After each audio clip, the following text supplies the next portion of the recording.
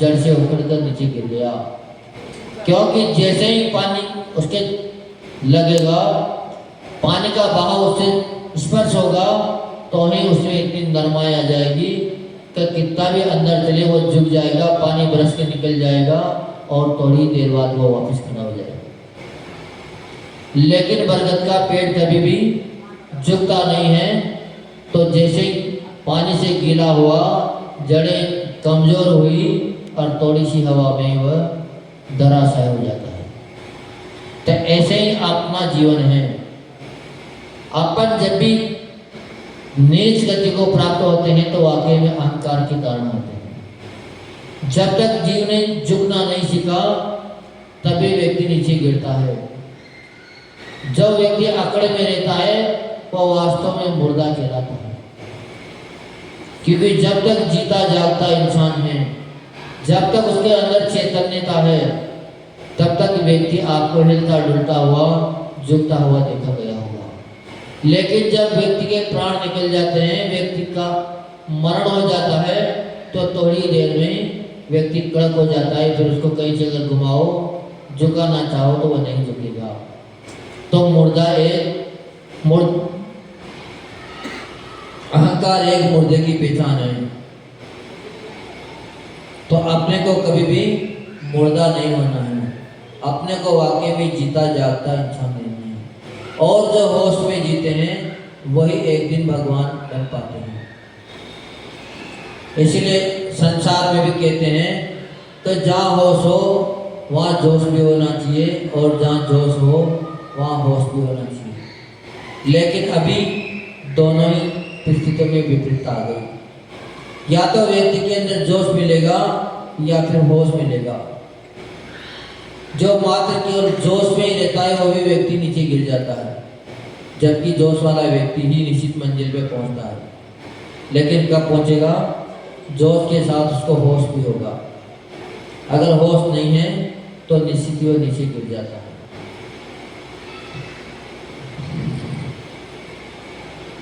और केवल होश हो और जोश न हो तब भी वो व्यक्ति कुछ भी नहीं कर पाएगा। क्योंकि बुढ़ापे में होश तो होता है लेकिन जोश नहीं बचता है।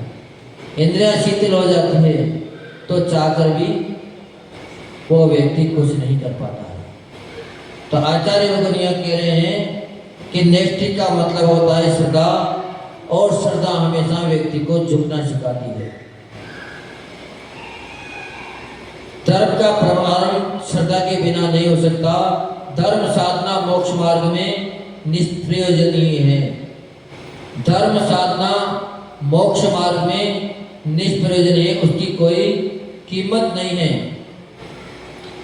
अगर बिना श्रद्धा के धर्म कर रहा है व्यक्ति तो उसके वाकई में कोई वैल्यू नहीं है, उसका कोई प्रयोजन नहीं है। आप मंदिर भी आ रहे हो, भगवान की पूजा आराधना भी कर रहे हो, लेकिन उसके प्रति आपकी श्रद्धा नहीं है।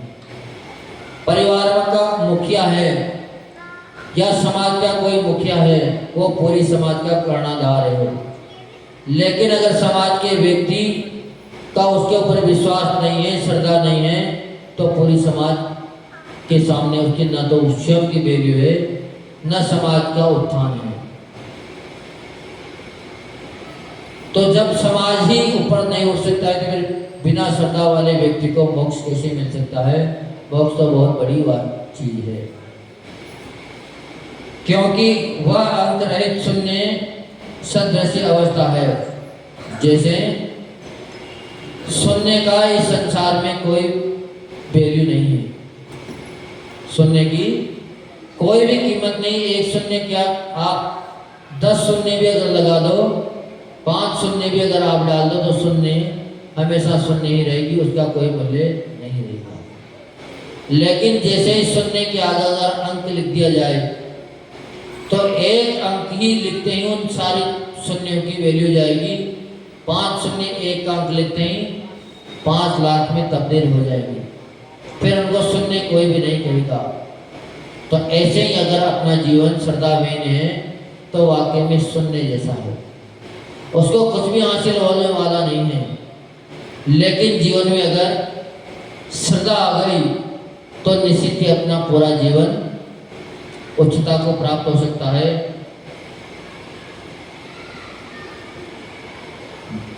बिना अंक का जीवन व्यर्थ है। इसी प्रकार श्रद्धा विश्वास से रहित कितने सत्यपूर्ण धर्म साधना भी क्यों न कर ले व्यक्ति, कितने सत्य के साथ भी साधना कर रहा हो, ऊर्जावान बन के भी साधना कर रहा हो, ईमानदार के साथ भी साधना कर रहा हो, लेकिन अगर श्रद्धा विश्वास के बिना वो साधना कर रहा है तो उसका कोई मूल्य नहीं, उसके ऊपर कोई भी विश्वास नहीं करेगा। हो सकता है वो पंडित कहला जाए, विद्वान कहला जाए, लेकिन उस विद्वान की कोई वैल्यू इस संसार में नहीं हो सकती। वह अपना सारभूत फल नहीं दे सकती। अतः धर्म साधना के पूर्व जानने के उपरांत तदनुरूप विश्वास एवं आचरण भी होना आवश्यक है, क्योंकि सारा संसार एक विश्वास से चल रहा है। आपका व्यापार भी चल रहा है तो विश्वास से चल रहा है, नहीं तो आपके पास कितना भी ओरिजिनल माल क्यों ना हो, आपकी दुकान पर 4 ग्राहक भी नहीं है।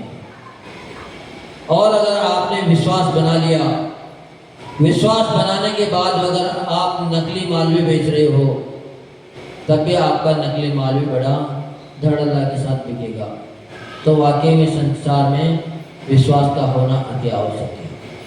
जब संसार की क्रिया विश्वास के बिना नहीं चल सकती, तो फिर धर्म कार्य विश्वास के बिना कैसे चल सकता है।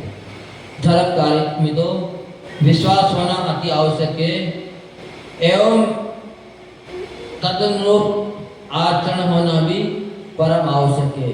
आपने अगर श्रद्धा भी जमा ली, विश्वास भी कर लिया, लेकिन उस बेस के अनुरूप आपका कार्य नहीं है, आपकी क्रिया उस बेस के अनुरूप नहीं हो रही है, तब भी आपको फल नहीं मिलेगा।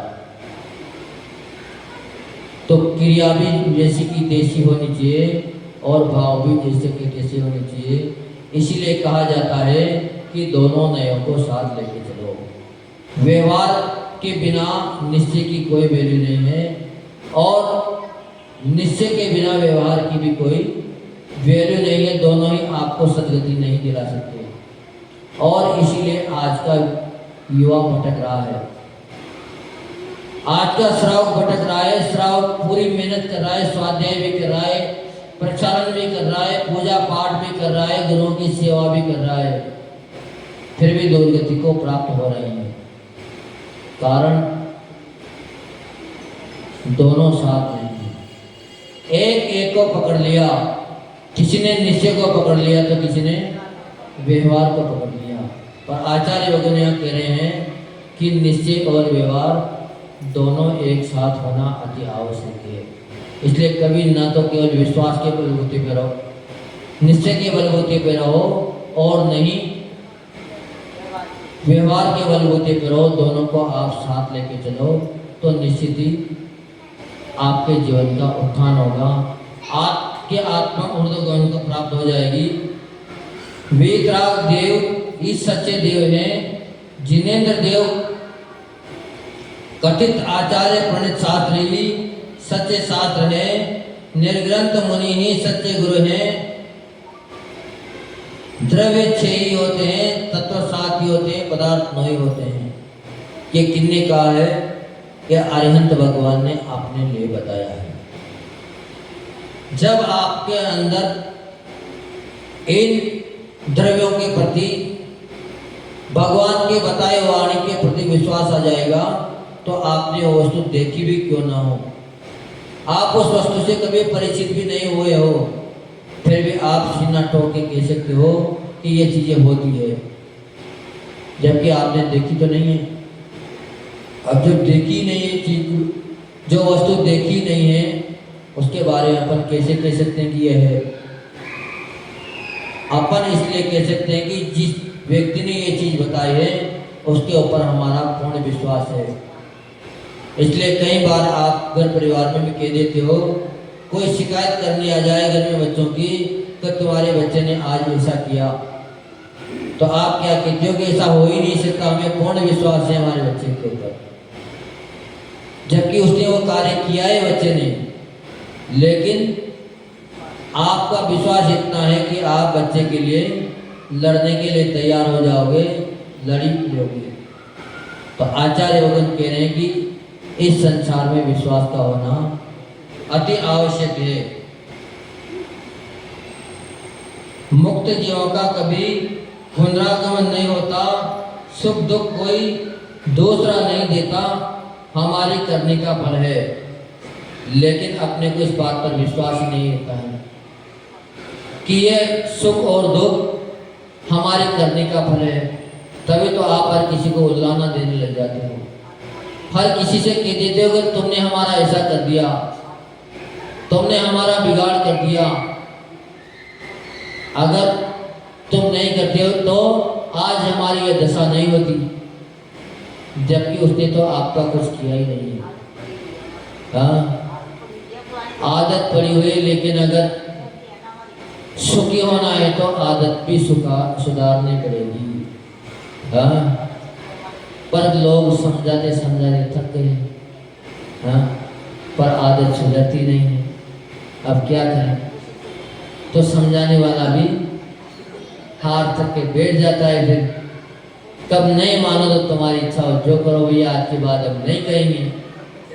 हाँ, यही तो कहते हो सभी। पर वाकई में अपना कर्तव्य यही है कि वो चाहे समझे ना समझे, हाँ, लेकिन अपने को हमेशा समझाते रहना चाहिए। समझाने वाले की श्रेणी गुरु की श्रेणी में आ गया हुआ व्यक्ति, चाहे वह श्राव से भी गया बीता व्यक्ति क्यों ना हो, जो व्यक्ति समझा रहा है वाकई में वो गुरु है। और गुरु वो होता है जिससे एक बार नहीं, 100 बार नहीं, आप 1000 बार भी एक ही प्रश्न पूछोगे तब भी गुरु आके में उसको ऊपर खींचेंगे नहीं। गुरु आके में उसको सत राह दिखाएंगे, उसका उत्तर सटीक बताएंगे कि नहीं बेटा ऐसा नहीं, ऐसा है, ऐसा नहीं, ऐसा है। तो जब अपन ने जिम्मेदारी ले ली सुधारने की, बताने की, तो फिर अपने अंदर से खींच को बाहर निकाल के फेंक देना कि हम एक बार नहीं, 1000 बार नहीं, 1,00,000 बार पूछोगे तब भी वाकई में आपको बताएंगे। हम कभी भी क्रोध नहीं करेंगे। हमारा कर्तव्य है आपको बताना, तो निश्चित ही वो व्यक्ति भी सुधर के रहेगा। ऐसा नहीं कि नहीं रहेगा, क्योंकि कोशिश करने वालों की कभी हार होती नहीं है। रस्सी भी एक, जो रस्सी क्या है, एक सूत की बनी हुई है, एक धागे की बनी हुई है। वो भी जब प्रयास करने जुड़ जाती है तो एक 1.5 फीट मोटे पत्थरों को भी चीर देती है, उनमें भी निशान डाल देती है। निशान भी बहुत गहरे गहरे हमने देखे थे गांव में से। जब कुएं की पाट पर पत्थर लगे होते हैं तो पत्थर कोई छोटे मोटे नहीं लगे थे, कम से कम 1-1 फीट मोटे पत्थर, और उनमें भी इतनी गहरी दरारें पड़ जाती है कि 6-6 इंच 5-5 इंच की दरारें अंदर चली जाती है। तो निश्चित ही आप अगर सुखी होना चाह रहे हो, आप उस फल को प्राप्त होना चाह रहे हो, किसी को अगर आप सुधारना चाह रहे हो, तो कभी अपने आप को कमजोर मत करो। वो चाहे समझे ना समझे। क्यों? कि ये बात जब हम छोटे थे तो हमें सुनाई को मिलती थी। बहुत छोटे थे तब हमें दस्त लग जाती थी। क्या हो जाती थी? हमें दस्त लग जाती थी। तब हमारी माँ कहती थी कि तू जाता हुआ थकेगा, मैं 2-3 थकती हूँ लेकिन दवा दे देती थी। हाँ, क्या कहती थी वह? कि तू जाता हुआ थकेगा, मैं 2-3 थकती हूँ। तो वो 2-3 नहीं थकती थी, पर जाता हुआ व्यक्ति थक जाता था बिना दवा के भी, क्योंकि जब अब कुछ है ही नहीं तो आएगा कहाँ से? हाँ? तो इतनी दृढ़ता जब आ जाती है तो वाकई में सामने वाला भी सुधर जाता है, उसके ऊपर भी प्रभाव जाता है। तो इसीलिए गुरु को महान बताया गया है। गुरु कभी भी नहीं सीखते। बेटा अगर माँ बाप से 10 बार भी कोई प्रश्न पूछ ले, फिर भी माँ बाप उसको बड़े प्यार से, प्रेम से समझाता है। लेकिन अगर माँ बाप बूढ़े हो गए और वो एक बार से दूसरी बार में अगर बेटी बेटी से पूछ लेते हैं तो सीधा सीधा कहते हैं तुम तो सटिया गए हो, तुम्हारी तो अक्ल मारी गई, तुम्हें कुछ अक्ल नहीं, तुम शांत बैठ जाओ। क्यों? क्योंकि उसमें वो योग्यता ही नहीं है। तो निश्चित ही गुरु का स्थान ऐसे ही कमजोर नहीं माना गया। तो यहाँ बात चल रही है नैष्ठिक श्राव की। तो जब तक आपको नैष्ठिक श्राव के गुण आपके आत्मा में अंगीकार नहीं होंगे तब तक आपकी आत्मा का उत्थान नहीं हो सकता, आप सम्मान को प्राप्त नहीं हो सकते, आपको फिर कोई भी गुरु नहीं कहेगा। क्योंकि जो गुरु होता है वो गुरुता को लिए होता है। गुरु महान होते हैं, गुरु बड़े होते हैं, लेकिन बड़ा हर कोई बनना चाहता है, लेकिन बड़े बनने जैसी योग्यता हर किसी के पास नहीं हो सकती। बड़ा बनना सहज है, लेकिन बड़े बनने के बाद उसका निर्वाह करना बहुत ही कठिन कार्य है। गुरु हर कोई बनना चाहते हैं, शिष्य कोई भी नहीं बनना चाहते। सुनाना हर कोई चाहते हैं, लेकिन सुनना कोई नहीं चाहते। लेकिन जो सुनाते हैं वो दुर्गति के पात्र हो जाते हैं, पर जो सुनना सीख जाते हैं वो निश्चित ही अपने आत्मा का कल्याण कर लेते हैं। इसलिए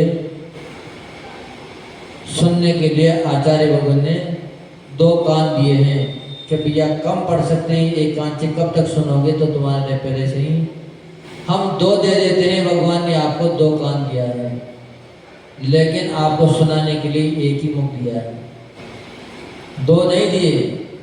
तो इसलिए कम सुनाना है और ज़्यादा सुनना है तो निश्चित ही अपने आत्मा का कल्याण होगा।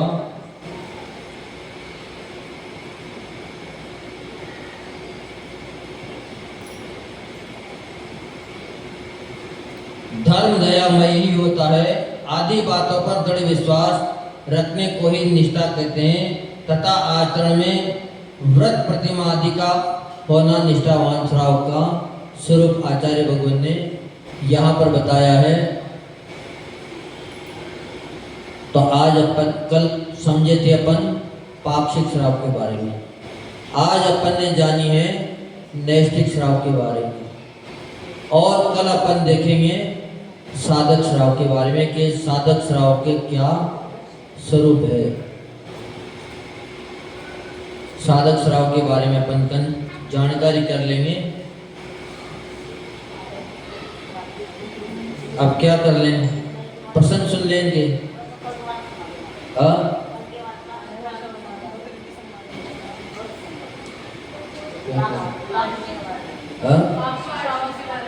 पाक्षिक कल नहीं आए थे आप, तो कल पाक्षिक को भी थोड़ा दोबारा ले लेंगे और साधक को भी दोबारा पढ़ेंगे। ठीक है, बात क्या है?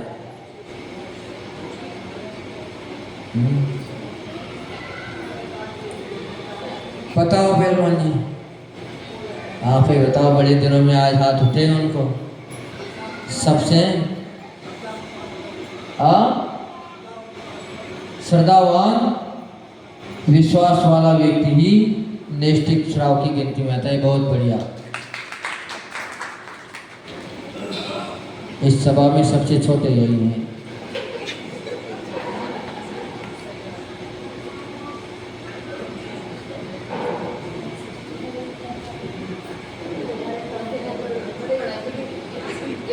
निष्प्रयोजन क्या होती है? किस चीज को आचार्य भगवान ने निष्प्रयोजन बता दिया?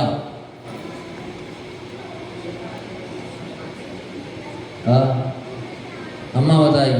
सबसे आगे नंबर आए, छोटे तो सुन बैठे हैं।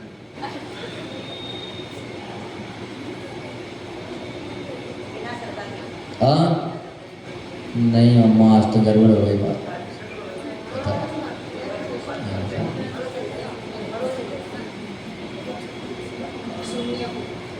आचार्य भगवान ने निष्प्रयोजन शून्य को बताया था कि शून्य वाक्य में निष्प्रयोजन है, शून्य का कोई मोल नहीं। जब तक उसके आगे अंक नहीं जुड़ेगा तब तक उसका कोई मूल्य नहीं।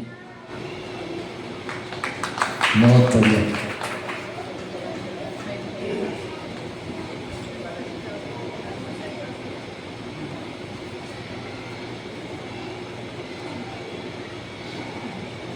क्या सत्यपूर्ण साधना मोक्ष दिला सकती है?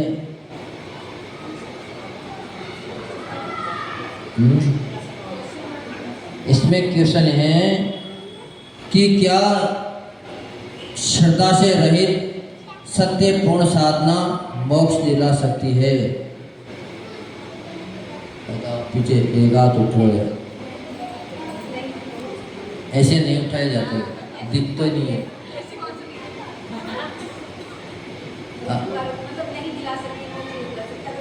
क्यों नहीं दिला सकती? हाँ, श्रद्धा का अभाव है, इसलिए सत्य कार्य करते हुए भी, सही कार्य करते हुए भी उस व्यक्ति को मोक्ष नहीं मिलेगी।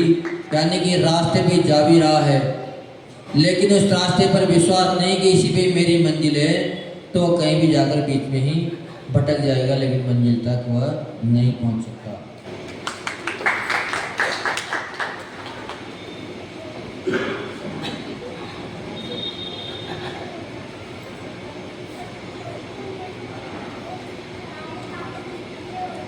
मुक्त जीवों का पुनरागमन क्यों नहीं होता?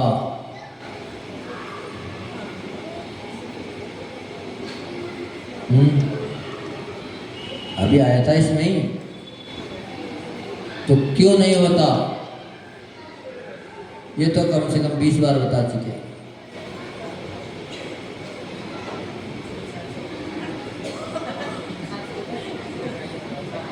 अम्मा ही बताएगी भी आज सारे प्रश्न। बताओ।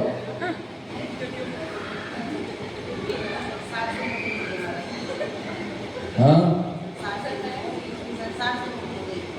संसार से मुक्त हो गए, यानी उन्होंने सारे कर्मों का अभाव कर दिया, इसलिए मुक्त जीवों का संसार में पुनरागमन नहीं हो सकता।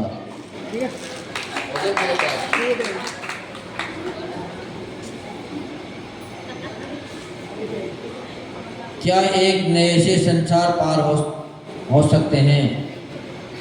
बताओ, तुम्हें बताओ। वैसे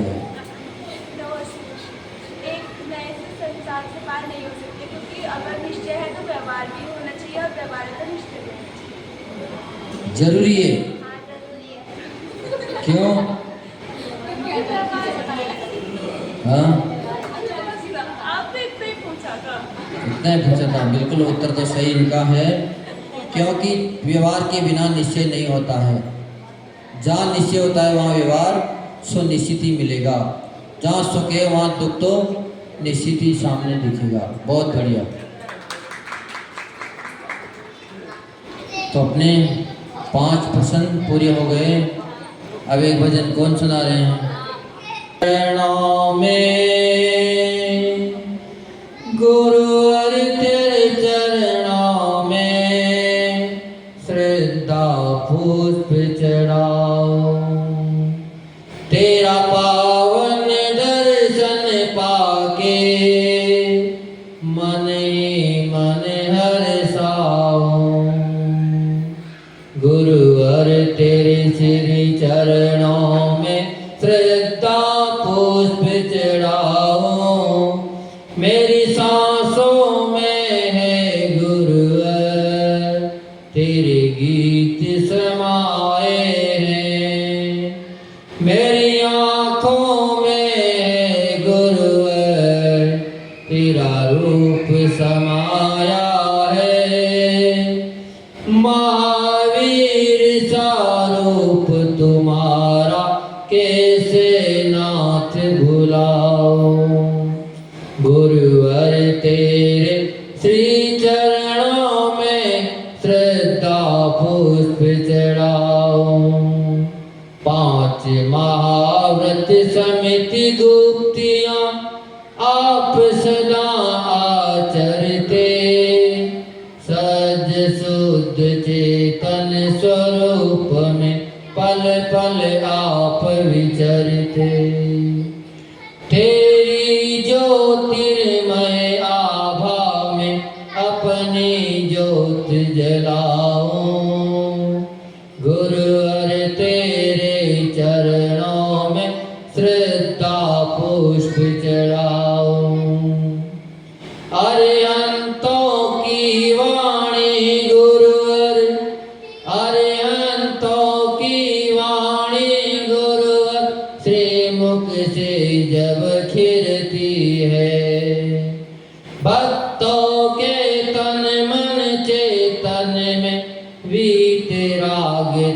भरती है, वीतरागता भरती है। छोड़ के सारे सुख है गुरुवर, छोड़ के सारे सुख है गुरुवर, तुमको ही नित्य ध्याऊं। गुरुवर तेरे श्री चरणों में श्रद्धा पुष्प चढ़ाऊं। चलते हो शिवपति पे गुरुवर, चलते हो शिवपति पे गुरुवर, सबको आप चलाते हो। बोले भटके राही को तुम, बोले भटके राही को तुम, सच्चा पथ दिखलाते हो। चाहे मेरी बस इतनी गुरुवर, चाहे मेरी बस इतनी गुरुवर, मरण समाधि पाऊं मैं, मरण समाधि पाऊं मैं। गुरुवर तेरे श्री चरणों में श्रद्धा पुष्प चढ़ाऊं मैं। तेरा पावन दर्शन पाके मन ही मन हर्षाऊं मैं। गुरुवर तेरे श्री चरणों में श्रद्धा पुष्प चढ़ाऊं मैं। जो परम पूज्य भावलिंगी संत राष्ट्रीय जी शमणाचार्य गुरुदेव विमर सागर जी महाराज की जय। चलो भैया अतिथि देवो भव।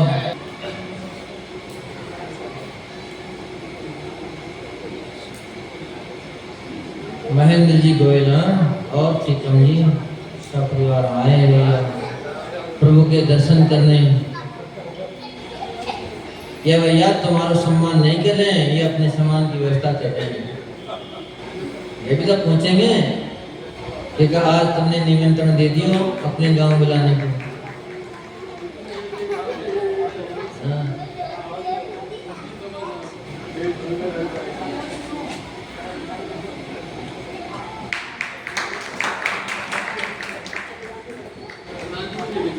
और क्या प्रधान के बिना क्या काम करेगा? संघ में भर्ती हो रहे हैं प्रधान जी तो, और क्या चर्चा आ रही है जबरदस्त। अब कोई काम नहीं है तो सब काम ठीक से हो गए।